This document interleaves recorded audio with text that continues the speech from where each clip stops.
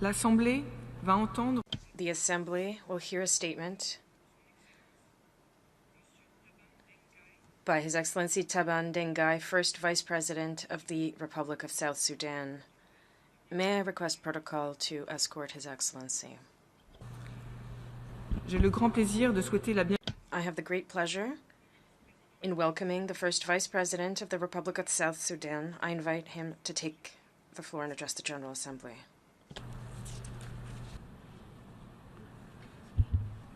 Your Excellency, Maria Fernanda Gracias, President of the 33rd, 73rd session of the United Nations General Assembly, Your Excellency Antonio Guterres, Secretary General of the United Nations, Your Excellencies, Head of State and Government, Honorable Ministers, distinguished delegates, ladies and gentlemen, good morning. Madam President, it is my utmost honor to deliver this statement on behalf of His Excellency Salva Kiir Mayardit, President of the Republic of South Sudan, who unfortunately could not be present here today due to his engagement in consolidating and streamlining the implementation of the peace process. Madam President, I would also like to congratulate you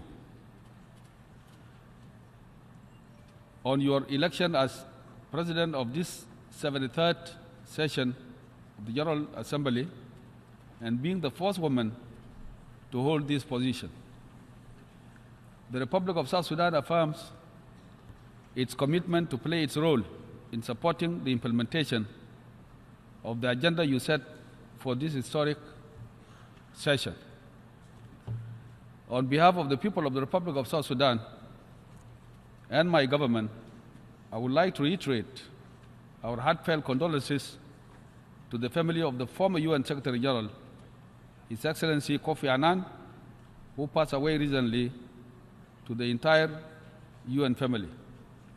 He played a crucial supporting the people of the Republic of South Sudan by ensuring that there was peace, and that peace was instrumental in formation of the Republic of South Sudan. Also, I was happy to witness the centenary of late Madiba. It was indeed befitting that the UN decided 24th September for the Nelson Mandela Summit. He was an icon of peace whose legacy will live forever. Madam President, the theme that you have selected for this session, making the United Nations relevant to all people, global leadership, share responsibilities for peaceful, equitable, and sustainable societies, resonate very well with the vision of the Republic of South Sudan for peace and prosperity. Madam President, Your Excellencies, distinguished delegates, ladies and gentlemen, allow me at this juncture to share with this August House some of the successes we have made in our long walk to peace and prosperity. Last year, I stood before you as the first Vice President of a country amid violent conflict. Today, I stand before you as a testament of what members of this body have helped achieve in the Republic of South Sudan, especially the dedicated UN agencies operating our country, the IGAD, AU, EU, Troika, China, IGAD Partners Forum, international partners, and friends of South Sudan.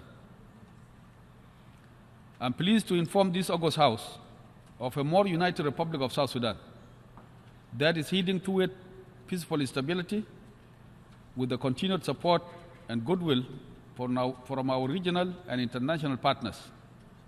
We are on schedule to hold free and fair general election after a transitional period of 36 months. The path towards this agreement began at 31st Extraordinary Summit of IGAD Assembly of Heads of States and Government on the Republic of South Sudan of 12 June 2017 in Addis Ababa, Ethiopia. They aligned on the need for a high-level revitalization forum of all the parties to the agreement on the resolution of the conflict in the Republic of South Sudan.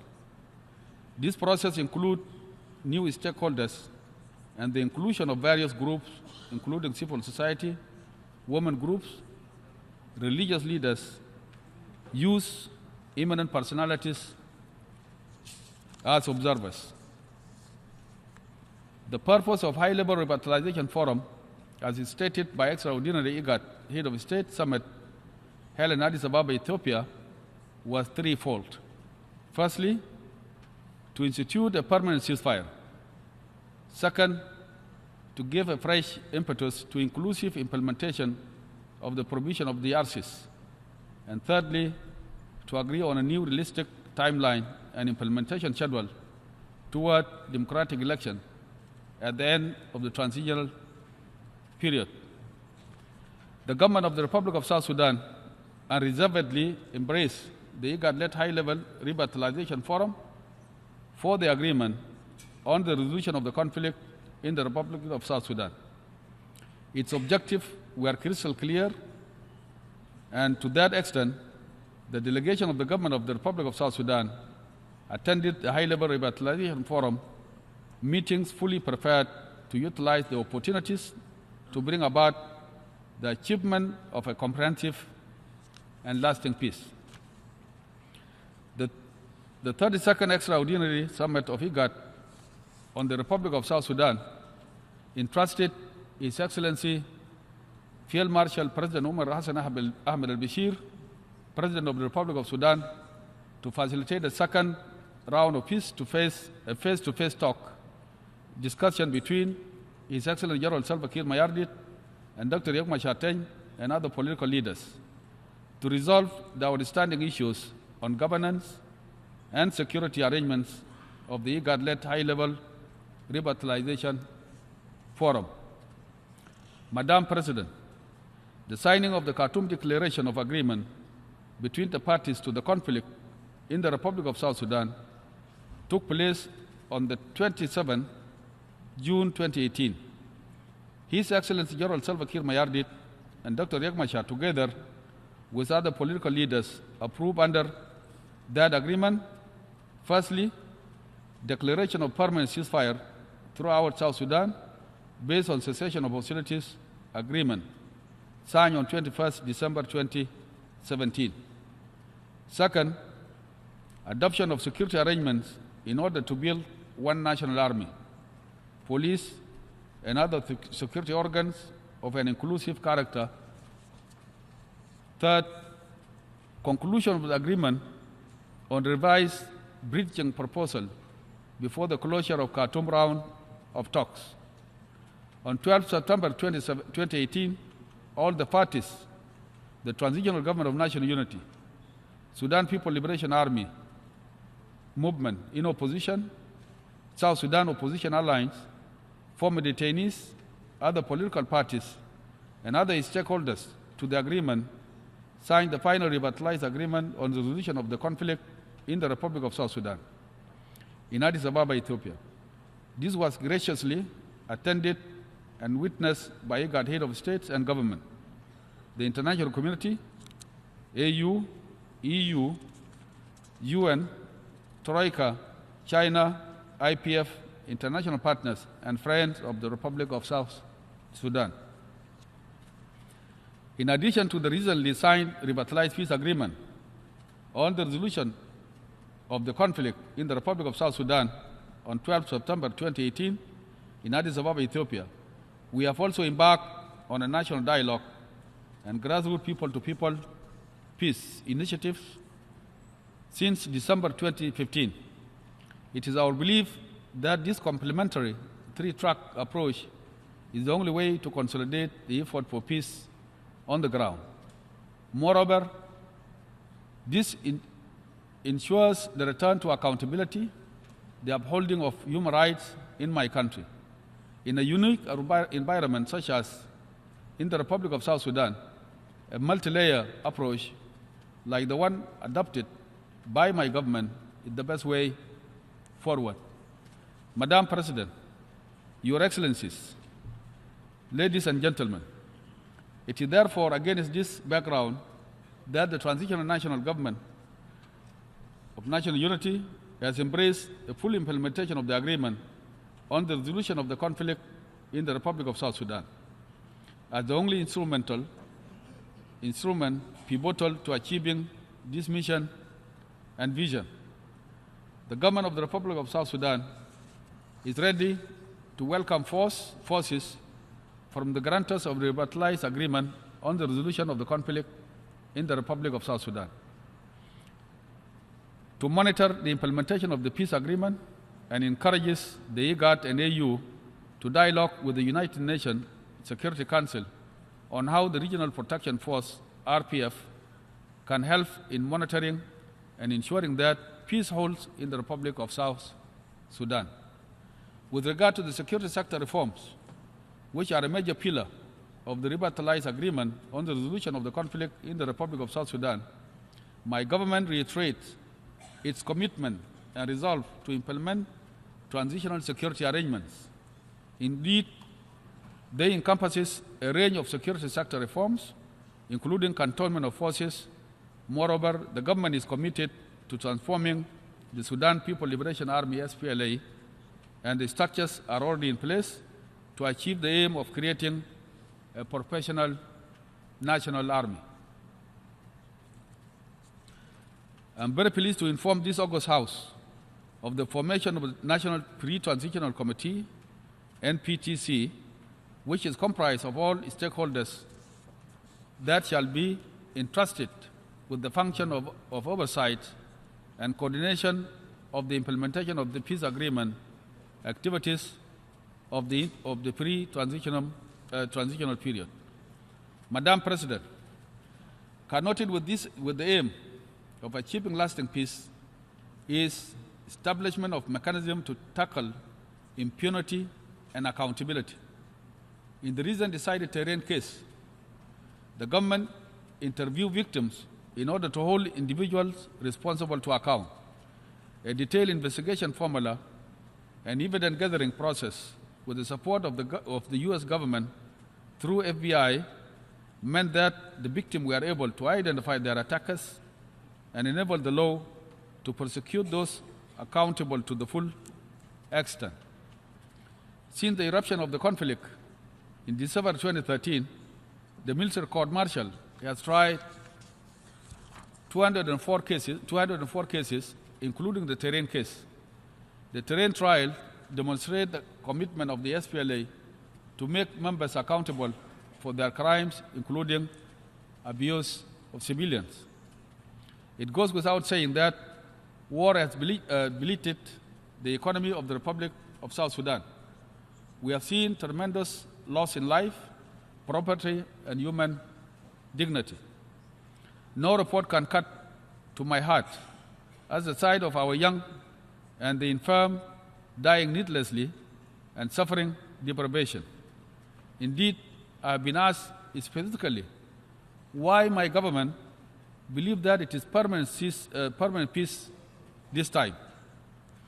There is another African proverb that advises, I quote, to look where you have slipped, because it is there you will find where made you fall, end of quote. It is through a change of leaders' attitude from entrenched position that we have moved forward towards a reconciliatory and accommodating government national unity. My President, His Excellency General Salva Kiir Mayardit, has compromised on many positions and worked with more stakeholders for the sake of peace. The IGAD-led Peace Initiative have demonstrated the way in which African solution to African problems can lead to an agreement.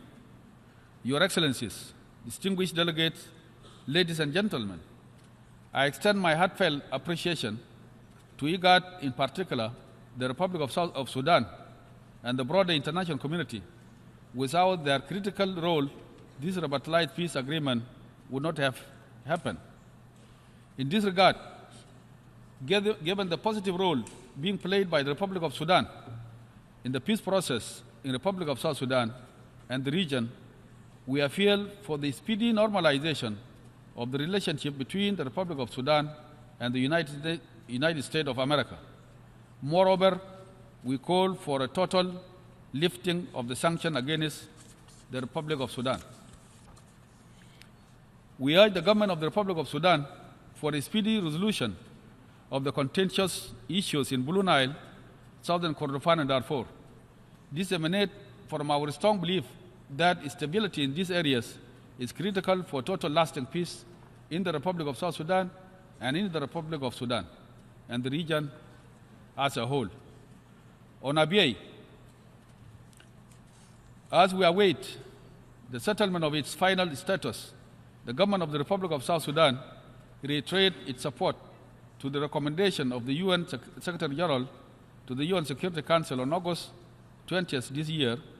We also commend the good work of UNISPA and remain grateful to the Federal Democratic Republic of Ethiopia, the sole UNISPA troop contributor.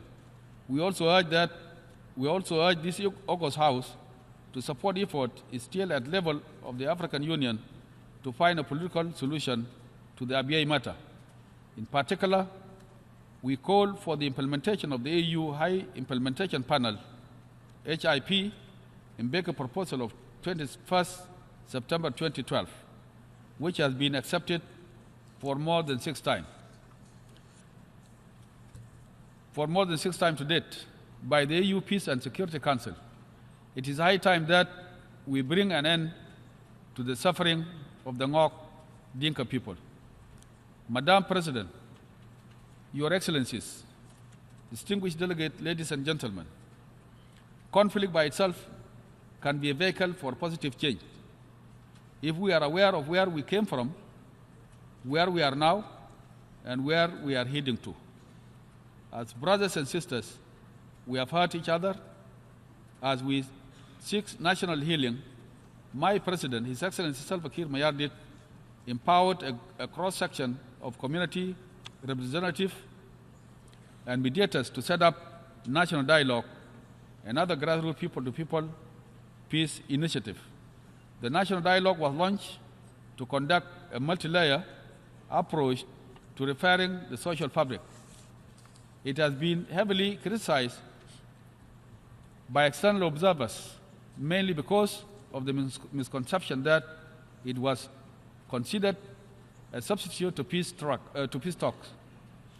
At the launch of the national dialogue in 2015, its aims was to create a forum in which the causes of the conflict could be discussed, and among other things, to add the populace important questions, such as those of national identity, governance, the relationship between communities, including causes of communal conflict. The grassroots component has been the most effective. Members of the committee visited regions starting from the community level, asking questions designed to identify the causes of the division, whilst also searching for solutions to those visions and how to heal them. The process allowed for those who didn't have an opportunity to have their voices heard to begin putting across their various viewpoints. The reports from the grassroots were candid in their nature, as the communities were allowed to express their opinion freely without fear or repercussion. We look forward to seeing the next steps of this process as we enter the transitional period. Madam President, in making the United Nations relevant to all people, global leadership, and shared responsibilities for peaceful, equitable, sustainable societies, I would like to reiterate that my government welcomes the presence and support of the United Nations agencies. However, the terms of this relationship need to be reconsidered, specifically in protecting the vulnerable citizens in the host country. It is only through a reflective approach that we can move forward towards adopting the nature of this institution to make it fit for the environment today. Last but not least, as I speak of reviving peace in the Republic of South Sudan, it is only right to mention John F. Kennedy, who said, I quote, "Peace is daily, weekly, monthly process, gradually changing opinions, slowly eroding all barriers, quietly building new structures." End of quote. I call upon members of the UN family, including those who are skeptical, to give peace a chance in the Republic of South Sudan. By supporting the critical implementation phase of the peace agreement, the Republic of South Sudan will continue its cooperation with the United Nations, the regional bodies, IGAD, EAC, AU, EU, Troika, China, other international partners, and all our friends as we work to enhance conditions in our country. We undertake to consolidate peace, justice, rebuild a strong institution in our country, and stabilize our economy.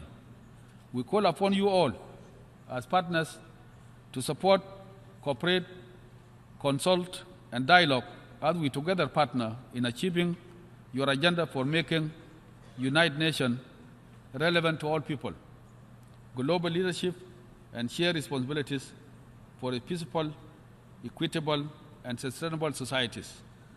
This is our agenda too. I thank you, Your Excellency, the President.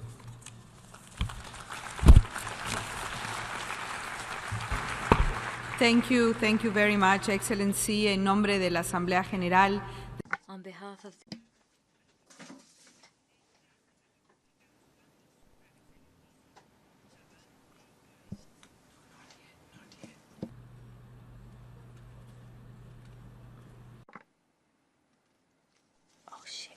my microphone.